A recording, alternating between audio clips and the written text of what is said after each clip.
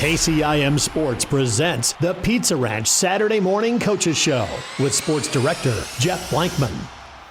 Thank you very much, John, and welcome to the Pizza Ranch Coaches Show. We've got a lot to get to today. We'll talk with Ryan Steinkamp as Kemper wins the district championship in football. We'll talk to Craig Rowetter as the Carroll Tigers set up a district championship game next week with Atlantic. We'll talk to Riley Ludwig, the Carroll volleyball team, on a 2-game win streak. We'll talk to Rusty Wintermote, the Kemper Knight volleyball team, on an 11-match winning streak. We'll talk to Deb Danner of the Carroll girls swim team. They swam well the other week over at Johnston. And we'll talk to Thomas Nelson, the Kemper boys cross country team, ran really well at the conference meet on Thursday. So we'll have all kind of those conversations coming up for you here this morning. But we're going to run you through. We know who's in the postseason now for Class 2A all the way down through 8-man. We just don't know the matchups until 10 o'clock this morning. But let's run you through the scores. We'll start in Class 2A here in District 2. It was Kemper winning that district title, blowing out Okoboji in a top 3 matchup, 35-0. OABCIG down Southeast Valley 33-7, and it was Spirit Lake over Esterville Lincoln Central 33-0. Our district or our state playoff qualifiers in Class 2A. We'll start in District 7, or actually we'll start, of course, in that Kemper district, District 2. Kemper was the champion. Okoboji, OABCIG, and Spirit Lake also in. In District 1, it was Cherokee, Western Christian, Unity Christian, Boyd Null Rock Valley. District 3, Osage, Walk-On, Crestwood, North Fayette Valley. District 4, Roland Story, Hampton, Dumont, Dike, New Hartford, and Denver. District 5, West Branch, Bellevue, Alburnett, and Anamosa. District 6, Mid-Prairie, Wilton, Mediapolis, and West Liberty. District 7, Prairie City, Monroe, Centerville, also South Tama County, and Pella Christian. District 8, Clarinda, Van Meter, Woodward Granger, and Grandview Christian. Class 3A District 6 last night. Carroll beats Perry 63-7. Atlantic upends Harlan 35-30, returning a kick for a touchdown with 40 seconds remaining. So Carroll and Atlantic both undefeated in the district. They meet in Carroll next week for the district championship. Creston knocks off Greene County 42-35. They're now the 4th place team in that district. We do not know who's in for 3A until after this Friday's games. We'll move to Class 1A District 2. South Central Calhoun over Pocahontas area 26-15. It was Emmetsburg defeating East Sac County 35-0. Manson Northwest Webster down to South Hamilton 41-12. 1A playoff qualifiers in District number 1. West Lyon, Ridgeview, Hinton, and Lawton Bronson.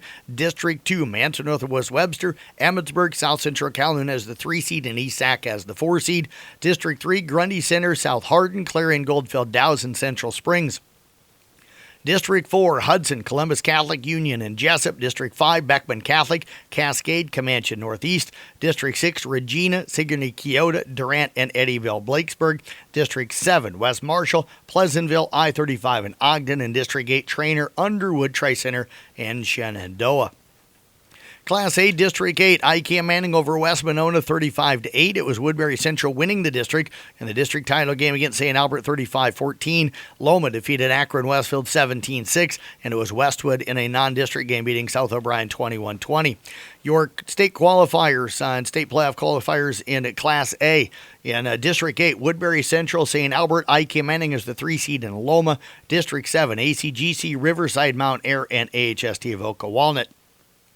District 6, Linville, Sully, Madrid, BGM, and Earlham. District 7, Pekin, Danville, Columbus Community, and Wapello. District 4, Wapsie Valley, Northland, Maquoketa Valley, and East Marshall. District 3, St. Ansgar, Nashua, Plainfield, North Butler, and Starmont. District 2, West Hancock, Newman Catholic, West Fork, and Belmont Clemmy. And in District 1, MMCRU, West Sioux, Sibley, Oshedon, and Galen Catholic.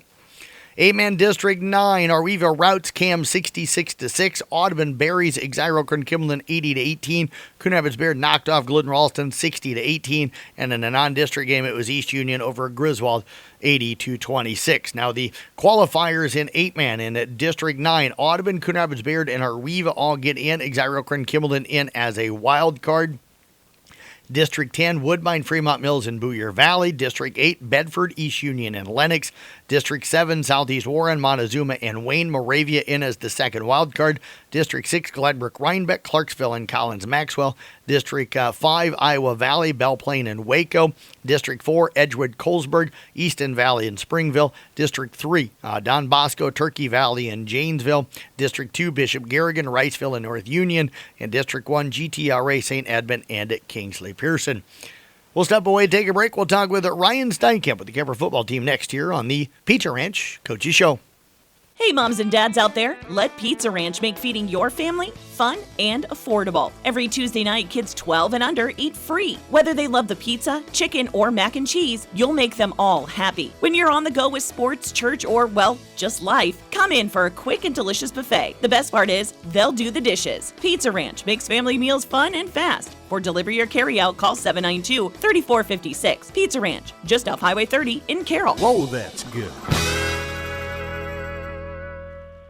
Back here on the Pizza Ranch Coaches Show, talking right now with Ryan Steinkamp. Of course, he is the head coach of the number one ranked and district champion Kemper Knights as they pick up a convincing victory last night, knocking off Okoboji, who was ranked number 2 in one poll, number 3 in another poll, 35-0 the final. Coach, congratulations on the district title and on the season. Appreciate you joining us today, and what a performance from your ball club last night.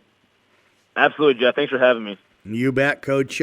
How's this one feel? Has it soaked in at all? I mean, I know you're a one game, one moment at a time guy, but you got to sit back and reflect a little bit now about what you guys were able to accomplish here in the regular season, at least, right? Yeah, maybe just a little bit, just because we don't know who our next opponent is yet, too. But as to the kids, how proud I was of them, especially our seniors. It was senior night last night, and then I thought our seniors just showed up big time and were great leaders, and I'm just really happy and proud of them. What went well for you guys? You jumped up early in that one. I think it was 14-0 in the first quarter. So how did the game start? What went well? Honestly, the defense played great. The kids were locked in. They put a lot of time into film study and practice this week too. And we told them a lot of it is, Okoboji has some really good players. It's going to get down to tackling. They make guys miss, and I thought we did a really nice job of tackling and pursuing the football last night. So what is it? I got to ask. You hear people talk. Sometimes they say, well, the defense sometimes can be a little up and down. I think you've even said that a couple of times. I think the last 2 weeks, with the way it sounds they played tonight and what I saw from them up at Esterville, is this defense really starting to find itself?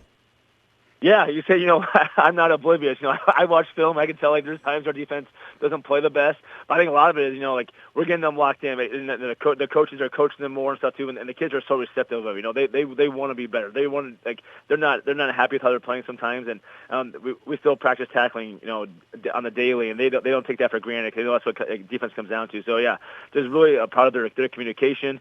We always talk about communication builds confidence. And I've definitely seen that, too. A lot of that comes from our senior leaders on the defensive side. So was it tackling the key for you guys tonight against this Okoboji team, or what did you feel was the key defensively? You pitch a shutout against a team that was undefeated.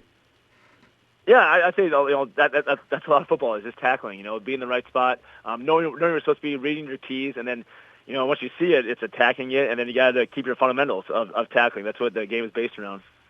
Offensively, to put 35 on the board, how did things kind of play out? What did you guys do to get that 14-0 lead? Was it short fields? Did you have to make some long drives, run game, pass game? Kind of what all happened there? The run game got going pretty early. Okay. I know the O-line did a great job. They were hungry. Okoboji had some big guys in the middle there, but they just kept their feet moving. And a lot of it, was just 5-6 yards at a time, just being patient, and then able to hit a couple passes. Doing some play action type deals. Did you feel like you could establish the run game early? Is that why it sounds like maybe you went to that early? We thought there's some opportunities there. It's tough to tell when you haven't faced the opponent. We've never played Okoboji before too, and they're a really talented ball club. They have a really good defense. But like I said too, we're happy with. We're going to be aggressive, and if we're getting 3-4 yards, that's going to add up over time too. So we're just they stay consistent. I thought the O-line got stronger as the game went on. Give a shout out to the guys on the O-line. Who are the guys up front, and how well did they do? Yeah. Will Behrens, Connor Keneally, Preston Manami, Reed Steger, Lucas Steele, and then getting Nash Lerner back this week too was great to see. And what did he add to the team this week? Yeah, just add some depth. Now we have a great O-line too, but then he just gave us another guy we could rotate in a little bit, and he only had a few days of practice under his belt too. He stepped up, did a great job.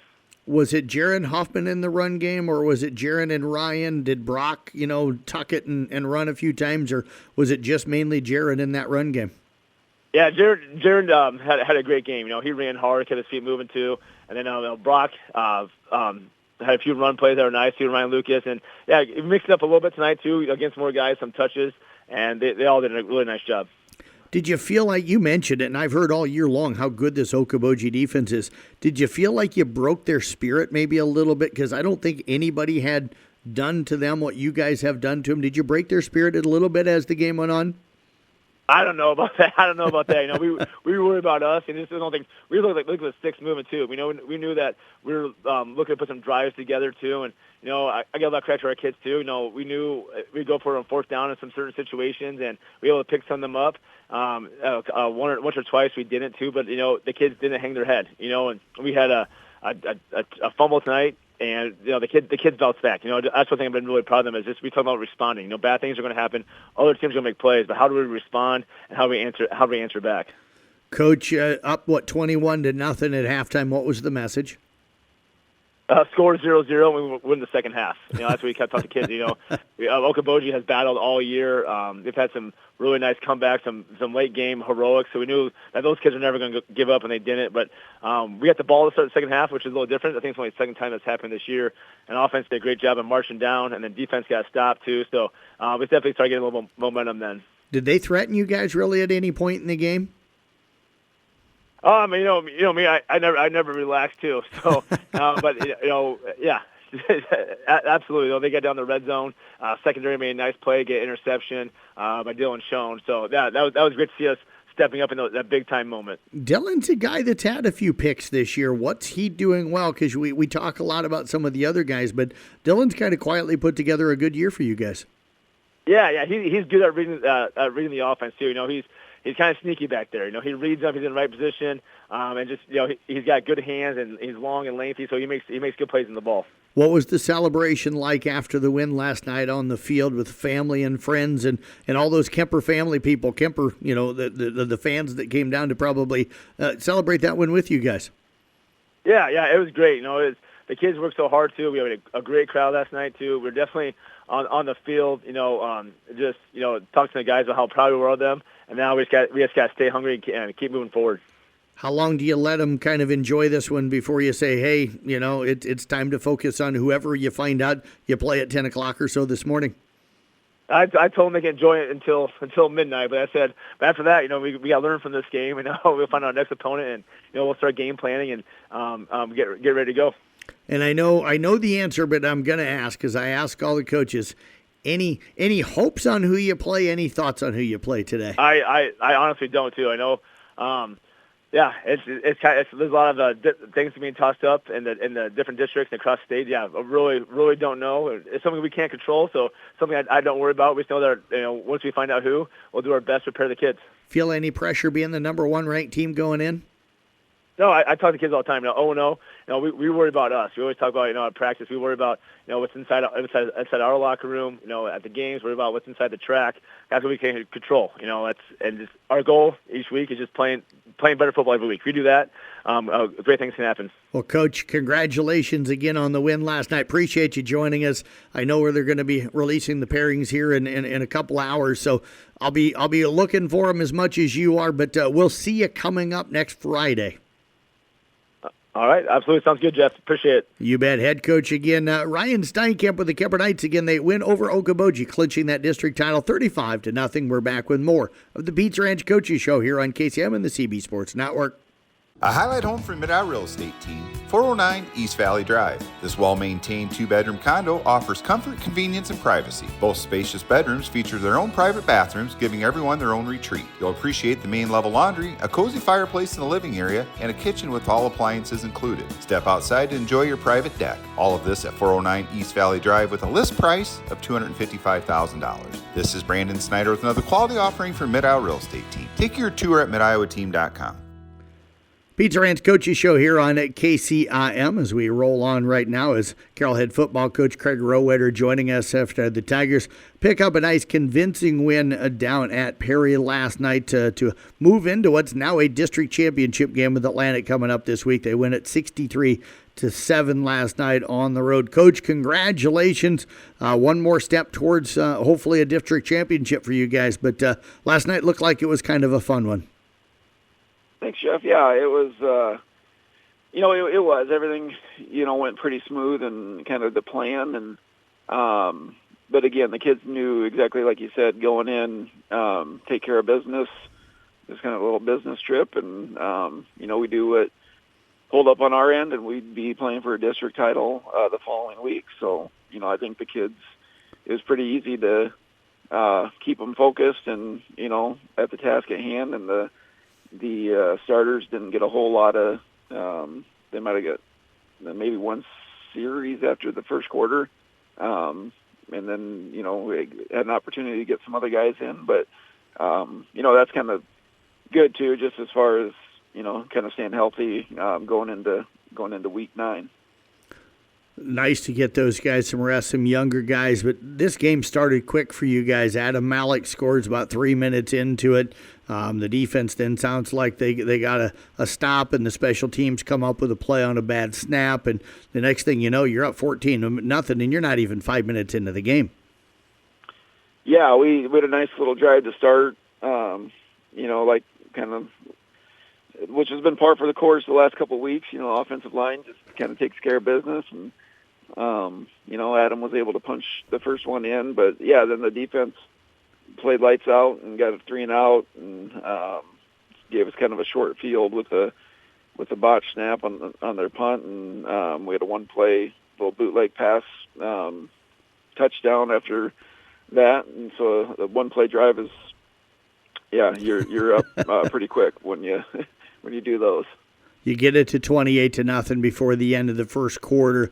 I know you guys probably at that point are kind of like, okay, it's not over yet, but you can probably start kind of, getting some of those guys in. What's the mindset when you get a lead like that in the first quarter? To next kind of almost if you have an injury, it's like next guy in, and right. We didn't do a wholesale change, but we were able to rotate a couple, because we had a couple of injuries on our offensive line week 1 and 2, so we had some new guys in, and so some of those guys have been out now. So like I said, I'm pretty confident in playing 6 to 7 offensive linemen. So we kind of moved those guys around a little bit, and they didn't really want to. After the first play of the game, Gavin Holt had a pretty nice little kick-out block, so I don't think they wanted to see 65 out there very much. He was the first one we pulled, which is not like a kid like Caden Luters. I think Caden could play every position we have on the offensive line. He was at guard, and then we shifted him out to tackle, and I'm pretty confident he could play center if he needed to. So, it's nice to have a kid like Luters where you can play him at tackle, play him at guard, and wherever, and kind of move some of those guys around. But, and then it's kind of a, catch-22, I guess. Ironically, that's his number with Malik, is you want him to get some yards, but again, you want to do it, the right way, and not because he could have had, well over what he did last night. Right. And, but I think he'll get his shot, in our district title game. So, but the next guys that come in, Traven Childress came in, ran the ball hard. Jake and Cade ran the ball hard. Caden Clucky, we had a host of ball carriers, so it was fun getting all those guys some carries. Coach, for you guys right now, the defense, where's it at, and how well did it play? I know, and I'm not trying to be hard on Perry. We weren't expecting them to push you guys, at least us guys here at the radio stations. So where's your defense at right now, and how well is it playing?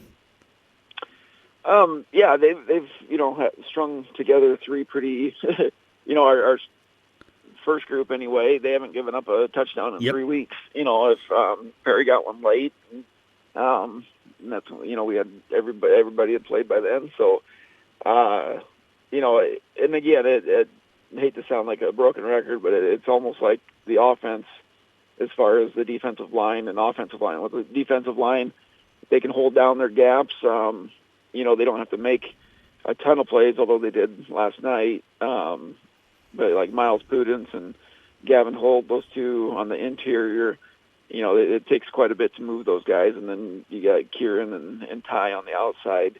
That's a pretty tough group of four. Yep. And Quentin Polking's as good as they come.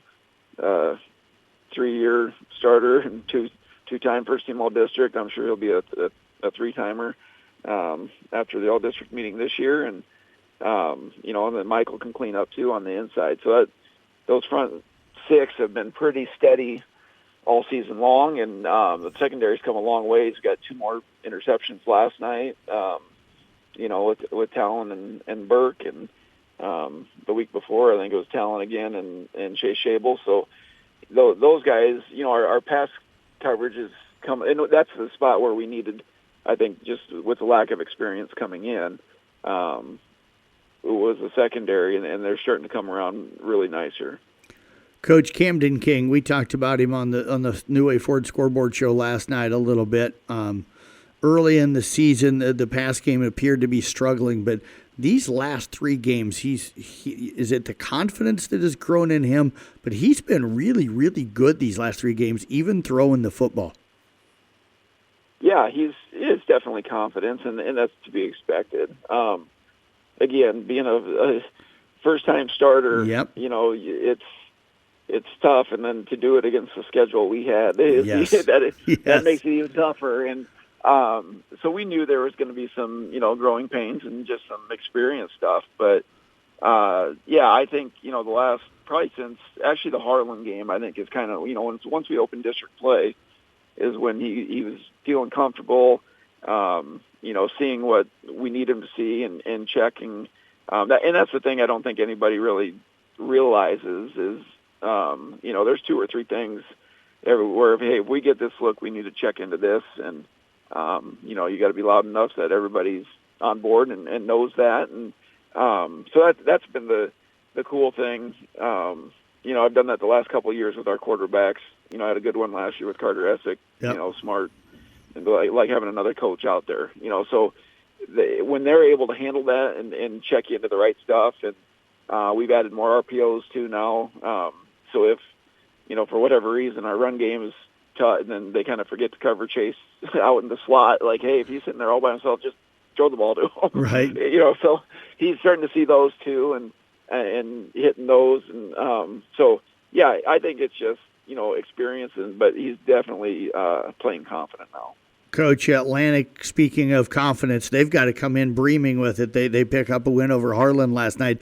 And breaming, 1, they're undefeated in the district like you guys are. And number 2, the way that game ended, they take a kickoff, return back 41, for a touchdown with 41 seconds left. So they're coming into the game confident. You guys are coming into the game confident. What's going to be the difference in this game? It'll be the guys up front, and I can say that pretty confidently. I think they want to establish the run. I think they got the number 1 rusher in Class 3A coming into the game, and we had the number 2. I don't know if like I said,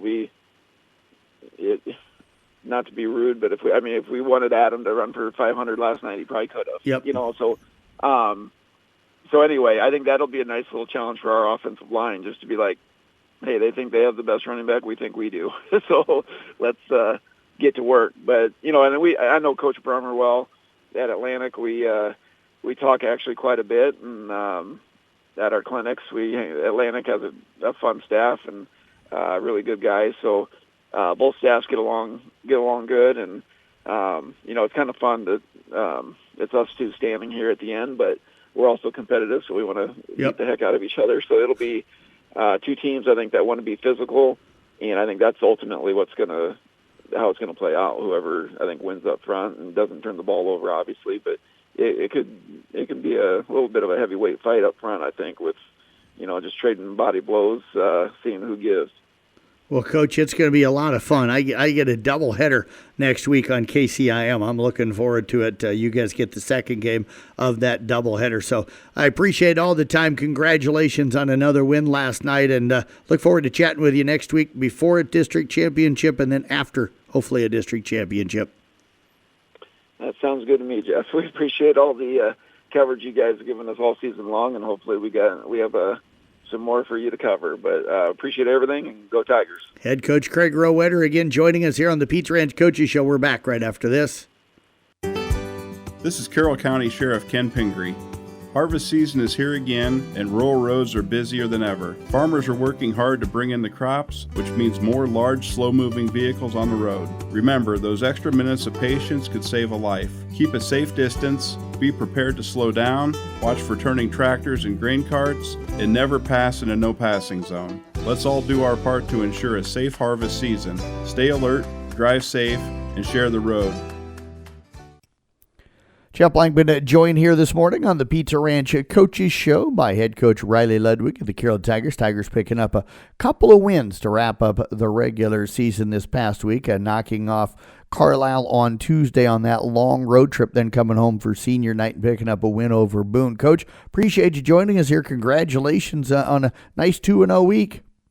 Yeah, thanks. It was a good week for sure. You bet, Coach. Let's bounce and start with that long trip down to Carlisle. It's not a short drive, and the girls came out, struggled maybe a little bit in set one, but looks like you had a really nice bounce back. You win set 2, 25-11, and then take sets 3 and 4 to come out of there with a 3-1 win. So what went right for you and the girls that night? Well, after the first set, we started running our offense, earning our points, and we had some girls hitting the ball hard. Not a whole lot of mistakes on our end. Our service receive was great. And then from then, it just kept getting better. So that first set, it just seemed like we couldn't do anything except really make a mistake. But then we moved on from it, and we were doing, it seemed like, everything right. So it was really fun to see the improvement there. Is that maybe the best match you've seen the kids, kind of, as you said, swipe away that first, set if it didn't go well and just kind of refocus and start to do things well? Yeah. I think the mentality and the way we've grown mentally has been really impressive. Coach, you guys hit it fairly well. I hit 143, but Amanda hit 311 on the night, finished up with 19 kills, and Analia had 11, and then Kyra Hosenfeld had 7 as those three kind of led you. But a big night for Amanda with 19 kills on the night. Were they just not matching up well with her, or how was she able to have so much success? She was running different routes and getting herself open. There wasn't always a big block up on her. We covered well. There was a couple times where they did get the block up and it came back over, but she was hitting different spots, and she is hitting hard right now. Her and Josie are finding that connection, and Josie's setting her at the right times, and she's hitting through the block, tooling the block, mixing up her shots, tips, rolls, and then swinging extremely hard. Running some stuff out towards the outside, running stuff in the middle, and then running some slides around the back. I mean, she's starting to get pretty unpredictable with what she can do. So sounds like it sounds like Carlisle tried to make adjustments, but whatever they did, you guys were able to adjust to it. Yeah, we were. It felt like we were in control, pretty much the entire game. What'd you see out of the back row that night? Our defense definitely kicked it in gear there. Serve receive wise, we got our balls up in front of the 10-foot line, allowed us to run our offense, which was absolutely working well. And then, just defensively, that first set was a little rough. It was we were not playing our normal speed of volleyball. And then when we started doing our job, moving their feet, their eyes were down, they were picking up some tips there, and the momentum just kind of shifted back over to our side. And without having all of the different matches in front of me, Aubrey Drake 5.3, I think it was, digs per set that night. Was that the best match she played this year? Yeah, she's had a couple really good ones. I think Her ADM game was really, really fun to watch too. But yeah, no, she played really, really well that night against Carlisle too. Yes. Coach, you guys came back home then Thursday night, wrapping up the regular season.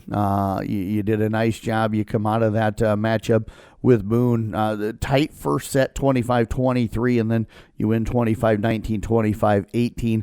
I'm sure with that first one, there's a lot of stuff that goes into senior night, so sometimes maybe the focus there for that first set, not 100% where a coach would probably like it to be, but got to be happy that the girls settled in, got through that first set, and then it looks like took control of the match a little bit. Yeah, nope. We started a little slow, but it got better throughout. And then, we had to fight our way back in that first one a little bit. What was the difference? What happened in that first set? It was just slow. Again, we're starting slow. I think going into this game, it was one that we knew that we should have won or should be winning. And sometimes going into that mindset isn't always the greatest. So we just had to start playing our game. We were making quite a few mistakes, more than we usually do, especially at this point in the season, and missed a couple serves here and there. But you could tell Boone definitely scouted us a little bit because they were pushing us to cover some defensive spots that we're not super awesome at right now. And then Boone side scrambled so much. They got balls back over that haven't been coming over recently. They got Amanda's, like, a couple of her really, really hard hits up. Things that would have been kills on Tuesday were not kills last night. So it was really interesting to see, watch their defense. You know, they were giving us a couple free balls that we weren't totally transferring in that first set. And then I think that definitely improved in the second and third set. Chloe Cook looked like she had a pretty nice night for you, 7 kills, but hit 467 at the same time you held them to 099 in kill efficiency. So what was really good about the defense? We were getting our blocks up. Our defense, I mean, we warned them right away. You know, Boone's coach is really good, and I knew that she watched our film. I knew they had worked all week on you know, getting us out of system and hitting the spots that we're kind of struggling with defensively. So I made sure they knew, like, they're going to put the ball here, here, and here, and we have to be able to cover this. But we had our block up, our defense set up where they were supposed to, and stayed on their toes, and we picked up a lot of stuff that maybe we haven't necessarily been picking up. So, did you guys serve receive well last night or on Thursday night? Yeah. No, our serve receive has been just impressive this year all around. It's been pretty consistent. There were a couple times they served short on us, which we haven't really seen that yet this year, where some of those short serves that kind of got us. But we adjusted to it, and by the end of that second and third set, we were picking those up too. So, Coach, how nice is it to head into the postseason on a 2-match win streak? Oh, very good. It's great for their confidence. It's especially, you know, winning in our conference. But it's great for the girls' confidence, and it's a nice high to go into the postseason with. So you go into OAB-CIG coming up next week on Tuesday. They're 24-5 on the year. What have you had a chance really to break down film yet, and what have you seen from them? It's definitely going to be different competition. They do a couple different things with their serve receive and with their defense, things that we're going to have to make some adjustments on, things that we haven't necessarily seen, their rotation wise. So we're just going to have to make sure mentally we're there, we're ready for it. You know, you can watch as much film as you want, and then a whole different team might come out. So I think preparing as much as we can, focusing on our side still, making sure we're earning points, cutting out our mistakes, and then just play. Well, Coach, as always, we appreciate all of the time here on these Saturday mornings. Congratulations again on a nice week, and best of luck coming up with OAB-CIG on Tuesday. Thank you. You bet. Head coach again, Riley Ludwig, with the Carroll Tiger volleyball team. We're back with more of the Pizza Ranch Coaches Show coming up next here on KCIM, part of the CB Sports Network. Hey moms and dads out there, let Pizza Ranch make feeding your family fun and affordable. Every Tuesday night, kids 12 and under eat free. Whether they love the pizza, chicken, or mac and cheese, you'll make them all happy. When you're on the go with sports, church, or, well, just life, come in for a quick and delicious buffet. The best part is, they'll do the dishes. Pizza Ranch makes family meals fun and fast. For delivery or carryout, call 792-3456. Pizza Ranch, just off Highway 30 in Carroll. Whoa, that's good. Pizza Ranch Coaches Show here on this Saturday morning here on 1380 AM, 95.1 FM KCM. Jeff Blankman talking with Rusty Wintermote, the head coach for the Kemper Knights, as they pick up a couple of wins this week, knocking off Harlan 3-0 on Tuesday, then going up to Sergeant Bluff Luton in a non-conference matchup and getting a nice 3-1 victory. Coach, appreciate you joining us here. Congrats on those wins this week. It's another great morning here in Carroll, Iowa, and especially after an awesome drive, a long drive up to Sergeant Bluff Luton. After a game against Harlan, you always wonder how the kids will bounce back, but the way that they stepped up mentally against a very good team that's rated in 4A, and it's like we just talked, it had to be, that's just a game that we had to help ourselves figure out mentally, are we ready for the postseason? But it's a Saturday off, Mr. Blankman. Yep. I've got some things I'm going to do, but the other part is I get to go see my grandkids again. Good. So it'll be an awesome weekend, and I just can't be prouder of the way that they're finishing the season. And we've talked about this, how they've had to change so many lineups, right, and really even into this last one, like they haven't really missed a beat. And you can hear it in their voice. You can see it in their emotions on the floor, like they're not frazzled about it. Right. Okay, get in here, let's play. And so I have a really great leadership in my captains, and Olivia Schenkelberg kind of doesn't get the time that she probably would like to have, but she is such a leader on the sideline for these kids, and keeping the younger ones engaged and being a part of the cheerleaders. But this is just a fun group to see what we can do in postseason. 3-1 win at Sergeant Bluff Luton on Thursday. You dropped the first set, come back, win the next three. Balanced at the net. Elsa talked that night with me in the postgame about how she really didn't have to choose very hard where she was going, because everywhere she went, you guys were swinging well. Well, we were. The first game was a little too predictable for me, but I think it was because it was kind of forced that way. But once we got into that second set, we were able to, and we've talked about it before, how if we can distribute in all three parts of that net, and even adding Addie in the back row and now Bree in the back row as swingers, that makes it hard on the defense. And even when Elsa got in a situation where, she can only go here, she found a way to shove it back to Addie, and Addie just started working on her footwork and making good swings. So you're right, whenever we have all those hitters along the line and add a one or a two hitter in the back, this team, Elsa has opportunities, and she's starting to read the defense a lot better, but she's also trusting the hitters, because we always talk about, she had a hitting error, but don't be afraid to go back to her. Right. Let her make up for it. And that's what's happening with Mariah and Colby and Bree. She'll just go right back to them. Zoe, Addie, she'll go right back to them and say, hey, here's another one, make it happen. And the girls don't really get frazzled about it. They just, okay, I got a hit. And so that's been a fun part, watching Elsa take advantage of all the multiple attacks options she has for them.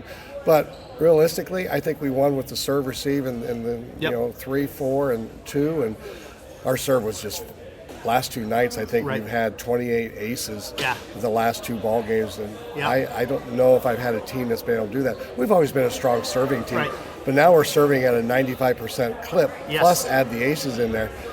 It's a fun group to watch, develop, and just to not worry about a game and just come out and play hard. It's fun. It really is fun. You mentioned the back row. Kaylee Simons, Mia Milligan were in there most of the night, played really well, especially after that first set. Riley Summerfield, I mentioned her in the post game the other night, came in and had some clutch plays for it. They went right at her when she checked in, and she didn't back away and did a nice job. So what did you see, especially from Kaylee and Mia on Thursday night? Well, the only thing I saw differently was in the first half of the first game, when the game was tight, Kaylee and Mia were trying to read but overreacting to some things, so the balls were going a little different direction than we had talked about, especially off their big hitter in the middle. And so we just talked about having to make sure just to their hitters like to go across their body, so we got to make sure right back is where it is. But when you talk about those three, all we did was challenge them after, I think it was halfway through game 2, where we challenged them, where all of a sudden we were doing so well in coverage that those two let a ball, me and Kaylee let a ball drop between them, and it was like, you're doing a triple take, like, did that just happen? Right. And then you have to, we call timeout. We go on, I get my dad voice in. I don't like to do my dad voice, but get my dad voice and challenge them that can't happen again. And I expect those two to go get every ball. And after that, I think they got about every ball that was ever shoved at them. And they owned it, and they went after it. So you throw that phase into the game, and you throw the serving part into the game, and you throw the multiple attackers into the game. This team is going to be fun to play, or not fun to play against in the postseason, but fun to watch them grow as the postseason comes upon us. You mentioned the postseason. It starts Tuesday. You host Sadell. You got maybe MOC or Carroll somewhere down the line potentially. OABCIG also in that group. So I think you probably got to like your pairings on your chance to get back down the stage, as long as the girls don't put too much pressure on themselves to get back there. Well, exactly. But, I catch myself looking at all the other teams except for the one in front of me, and that's a bad thing to do. And so we'll focus on Sadell, but you look at the other teams, and they all have their different strengths. And the one team I think could surprise people out of this whole thing is Carroll. I really think that they have a favorable, get past OABCIG. I really think they can cause Unity Christian some trouble. But Unity's got to get past Okoboji, and Okoboji's taken a set from them. So I really think that bottom half, Unity is probably the favorite, but I really think Carroll, who's been playing a lot better lately, could surprise some people on that. And what kind of fan base would we have in coming to watch a match if that happened in the regional final? But whoever it is, it doesn't matter. But I do like our setup.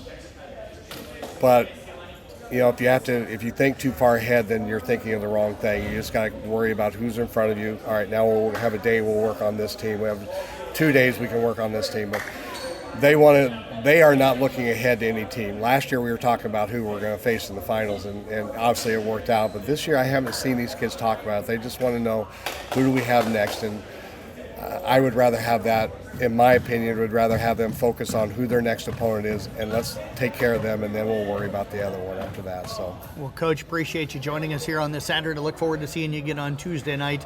Yeah. And best of luck coming up in the postseason. Hopefully we'll give you a good show then that night. You are good luck charm, so we know what's going to happen then. You bet. Head Coach Rusty Wintermode again with the Kemper Knights joining us here on the Pizza Ranch Coaches Show. We're back with more right here on KCIM. It's Pork Month in Iowa, and that means it's time to celebrate the hard-working farmers who feed us all from farm to fork. Whether they raise pigs, corns, beans, or just never stop working, our farmers are out there before sunrise and long after sunset, keeping food on our tables in this October. We want you to help us say thank you. Visit carrollbroadcasting.com and nominate a farmer who inspires you. Share their story, tell us why they deserve a big round of applause, and maybe a package of great-tasting Iowa pork. One random farmer and one person who nominates a farmer will each win a gift certificate to Arcadia Meats so you can stock up on premium Iowa pork. Let's show some love to those who never stop working for us with the Farm to Fork giveaway. We're back here on the Pizza Ranch Coaches Show talking some Carroll girls swimming right now as head coach Deb Danner is joining us. Coach, as always, good to catch up with you. How you doing? Yeah, I'm doing really good. That is good to hear. It's been kind of one of those weeks we're beginning to wind down the regular season a little bit. At least state qualifying sites have been announced, and you know where you're going to be going, so we'll talk about that here in just a moment. But I do want to bounce back. A week ago, last Saturday, you guys were in action down at Johnston. We'll start with there before we talk about the Newton matchup. You went in there with, it was 8 girls, if I remember correctly, again last week. You had some pretty good swims. I know when you sent me the results, I think you were pretty excited about how some of the girls did. So kind of your overall thoughts first on how things went last weekend. Yeah, we placed 8th, which is not great, but for 8 girls, that's not bad at all, especially if you're up against 4 of the top 6 schools in the state. So, and the girls knew this going in, that it was going to be tough and they would have to swim hard if they wanted to do anything. So, and they did. Some of the girls had some amazing times. So yeah, it was good to see, and they got to see what competition really is looking like. If we do make it to state, so they'll have a real good idea of what that's going to look like. So would you say that, this is maybe the toughest meet you'll swim in all year, minus if you get to state or when you get to state? Oh, definitely, yeah. This was the toughest meet for us. So, it's like I said, they got their eyes open. They got to see what it's going to look like. So, yeah. What was the reaction of the girls like? What did they say? What did they think? We go in and we talk before we get to meet, and, it's like, don't worry about what anybody else is swimming. We're there to swim our own races. We don't get all hung up on, Ankeny's there, look out, they're going to kick our butts. No, we don't look at it that way. We just look at how we can improve our swims, how we can get our times faster. So the girls, they do pretty good about that. Who did what you anticipated them doing? Because I know your girls well enough. You probably almost get it down to within a half a second a lot of times of what they're going to swim. So who swam the way you needed them to on Saturday? Yeah, so Grace she did very well. She had broke a minute the other night in her 100 free, and so I was hoping that wasn't just like a fluke kind of thing, because I know she's capable of doing that. And, she managed to do it again. So she had herself a great meet. All her swims were really good. She went a 26.9 on her 50 free. So, that was exciting to see, too. So she had a really good meet. Sophia did really well. She swam some really great times in her races. Ava did very well in her 200 free. So, we had a few girls that just did really well. We had a few girls that were just off a little bit, but you get that. You have your off meets, and we just deal with it. We learn from it, and we make improvements. I know the 200 freestyle relay was kind of your top finisher. Sometimes, where a team finishes doesn't tell the whole story, but how did the relays do, and was that the best of the relays that you had that day? Oh, yeah. The girls were very excited with that relay when they got done. They saw their final time. And looking at their splits, each one looking at their splits, they were very excited about that, knowing that, they were kind of tired. It had been a long stretch of meets. So, to still be able to swim that was very exciting for them. Coach, let's move to the meet over at Newton on Tuesday. You guys in Boone and Newton swam together last year at Boone, if I remember right, for the first time, and you kind of got into that meet. Now you went over to Newton. Sounds like facilities and stuff caught you a little off guard. They didn't tell you exactly what you were walking into on Tuesday when you got there. Yeah, hadn't been to that pool ever. I mean, I've been to a lot of pools in Iowa, but I have not been to that pool ever, so did not realize it was a short course meter pool. So, the girls were kind of taken aback a little bit on that. But we talked about it when we got there, and what we needed to do, what we didn't need to do. By looking at the board and seeing those times, I did not want them looking at that. But they did really well. They went in, they swam hard. Sometimes you come across a pool that you just aren't prepared for, and you just got to learn how to adapt. And they did a great job with it. Where do you feel like that benefits the kids the most to have that situation where it's kind of nice, you don't walk in and it's kind of what you anticipate. All of a sudden you kind of get a curveball thrown to you and you have to deal with something right away. Oh, absolutely. It needs. Not that it needs to happen once in a while, but it's okay for it to happen once in a while because, they learn how to adjust. And it's important that you be able to adjust.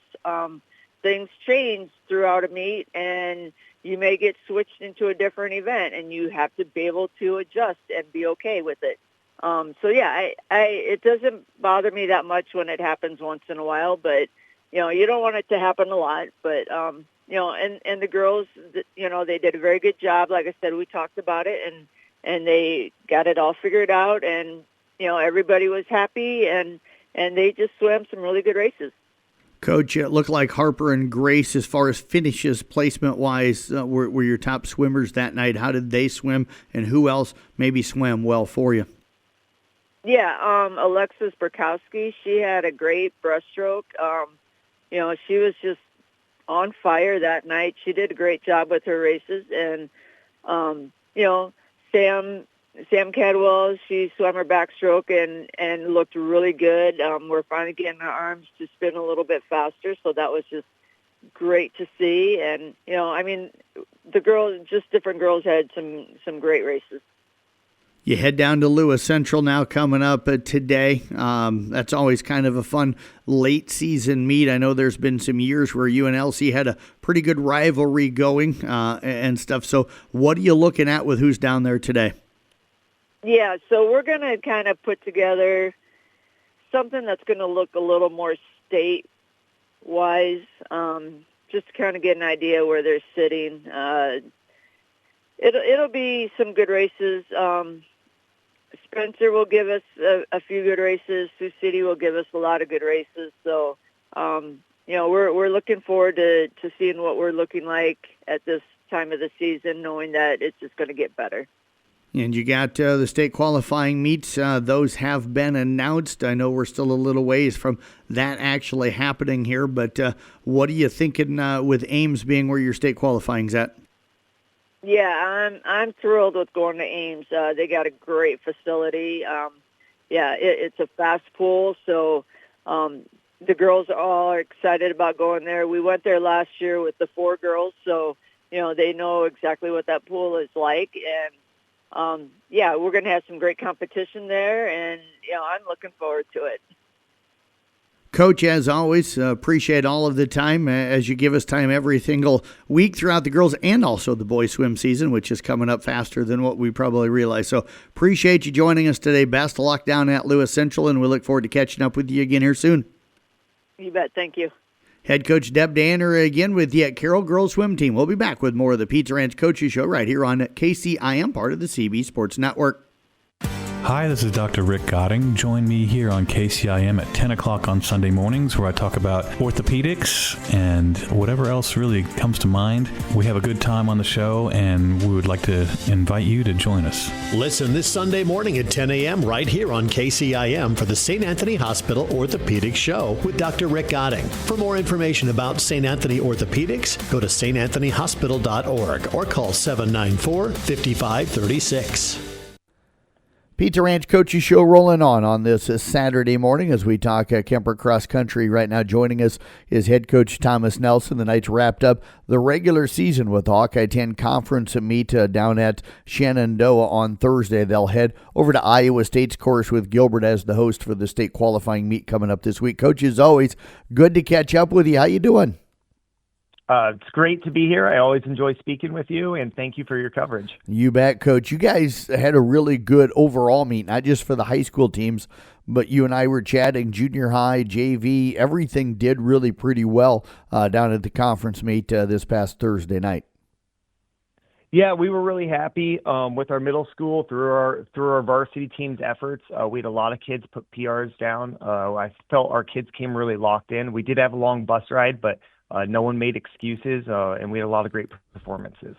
Yeah, the boys took 3rd overall as a team. Dayton Weeder in 8th, and Fletch Baiting 16th with Wyatt Wunschel in 28th, kind of your top 3 guys. But you kind of talked with me before during the commercial break about, getting out to that quick start. Sounded like everybody got out maybe the way you wanted them to early on. Yeah, we were really happy. We asked our boys to really start pushing the start to see if we can get that first mile a little quicker and get better times. And we did that, again, middle school through varsity. It led to our middle school team getting 3rd overall. Those kids have been so much fun to work with all year, and they've been probably the best middle school, not probably, actually, they've been the best middle school team I've ever been a part of. And so we were really happy with all those kids and proud of all the effort they put in. Jacob McCarter got out fast in the JV race and was able to get a win there, which I don't care what level of race it is. To get a win is really exceptional, and for a senior to be able to do it to close out his career is really awesome. And then, of course, Dayton, Fletch, Wyatt, Thomas, Hayden, Oliver, and Cohen in the varsity race. Those guys really pushed to get to their positions that we wanted them to be in. Fletch and Wyatt especially, we'd kind of challenged to get out a little faster to see if that could help us a bit at districts, and both of them did it. Both of them ended up placing really well. Fletch was 16th, Wyatt was 28th. And we were just really happy they took that kind of coaching and applied it to the race, and it gave us a good result with that third overall finish. Coach, did this course lay out pretty well for the way you set up the strategy to run this? I think so. I hope the kids felt that way, at least, since they're the ones who really had to run it. It was a cool course. It's somewhere we haven't been before. Right. It had a couple loops. It had wooded areas. It had wide open areas where you're kind of doing switchbacks around football fields. But it made it, I think, a relatively spectator-friendly course. You kind of had to choose a bit one half or the other, depending on how much running around you wanted to do. But it was a good course, and I think our kids, at least by their performance, liked it. You know, even Hayden Krieger, you know, a freshman for us, has just been getting stronger and stronger all year. He got 34th overall, and he seemed to just be able to get in a really good rhythm, especially after he came down kind of from the switchbacks in the woods and onto the football fields. And same thing, there were some spots where I felt like Oliver and Thomas, who got 36th and 54th, were able to really start striding out and gain spots on guys just because there were some extended straightaways. And Coach, you mentioned Jacob McCarger winning the JV. You said his last mile was outstanding.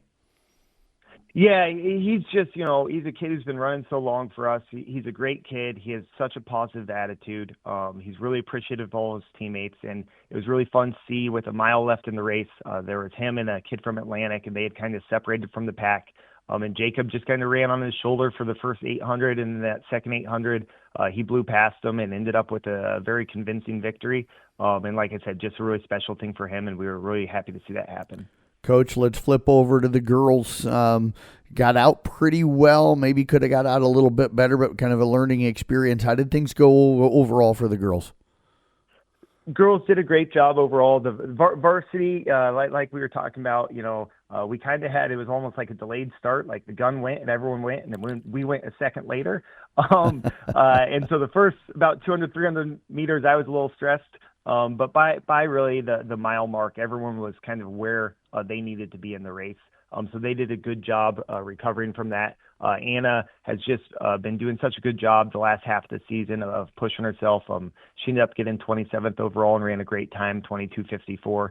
And that's been really helpful for our team. It was awesome to have Casey and Grace both running.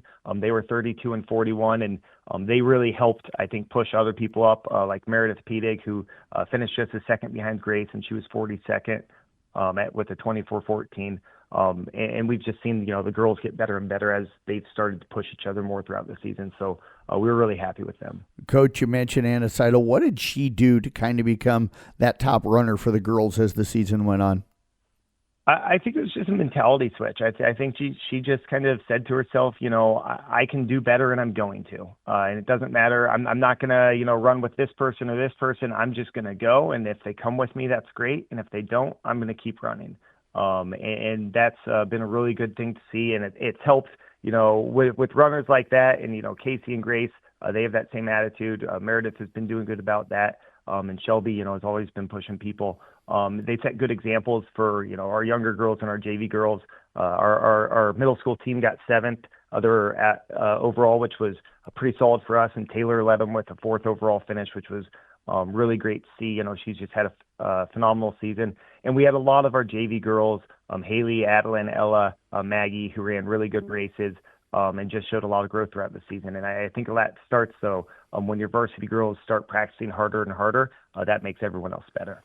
And, Coach, you guys headed over to the Iowa State course hosted by Gilbert this coming week, of course, for the state qualifying meet. You guys know that course well. It used to be a meet you would run on a regular basis. I think you were just there a couple of years ago. But it's going to be strong competition. So what are you looking at coming up next week for the state qualifying meets on Wednesday? Oh, first off, we're just really excited to be going to Gilbert. We ran there last year, and we had tons of PRs, so our kids know this is a course. They, A, know the course, and B, know it's a course that we've had success on. So they're excited about that. I tell all our kids who are in cross-country, the whole point of cross-country is to challenge yourself. There's no way of doing this sport well if it's not challenging. We've got some really good teams who are going to be there. There are some really good runners who are going to be there. But that's what we're looking for, right, is a challenge and see how well we can stack up against it.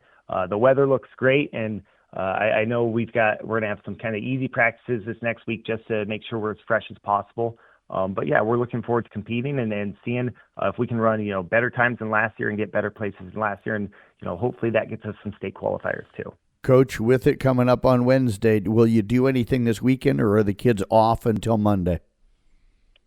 So I talked to the kids last night, talked to Dayton and Tom and Fletch and Oliver and some of the girls. And we decided today everyone's kind of going to do an easy run on their own instead of doing a morning practice because we got back pretty late. So doing that today, we'll take the weekend basically off and get a very brief taste of race pace work on Monday and do our pre-meet and then go up there and run really fast on Wednesday. Well, Coach, we wish you the best of luck. I know everybody's going to run really fast, so thanks for joining us here today, and congratulations on a really nice performance down at the Hawkeye 10 from junior high on up.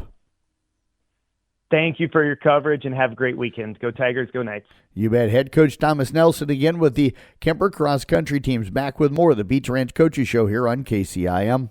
Hey moms and dads out there, let Pizza Ranch make feeding your family fun and affordable. Every Tuesday night, kids 12 and under eat free. Whether they love the pizza, chicken, or mac and cheese, you'll make them all happy. When you're on the go with sports, church, or, well, just life, come in for a quick and delicious buffet. The best part is, they'll do the dishes. Pizza Ranch makes family meals fun and fast. For delivery or carry-out, call 792-3456. Pizza Ranch, just off Highway 30 in Carroll. Whoa, that's good.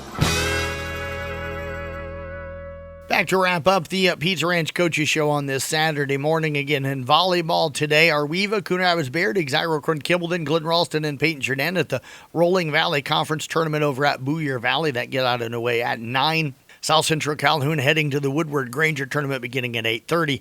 Cross country, IK Manning girls and boys at Loma starting at 10 this morning. The Carroll girls swim team over at the Lewis Central invite that gets underway at noon today. Thanks again to Ryan Steinkamp, Craig Rowitt, Riley Ludwig, Rusty Wintermote, Deb Danner, and also Thomas Nelson for joining us here today. Thank you for joining us as well. Recaps of all of the football games, cross country, swimming, and volleyball from today. All of that will be typed up throughout this weekend. You can find it all on the Brinks Exterior Sports Report at sports.1380kcim.com. Thanks again for tuning in, and have a great weekend, everybody.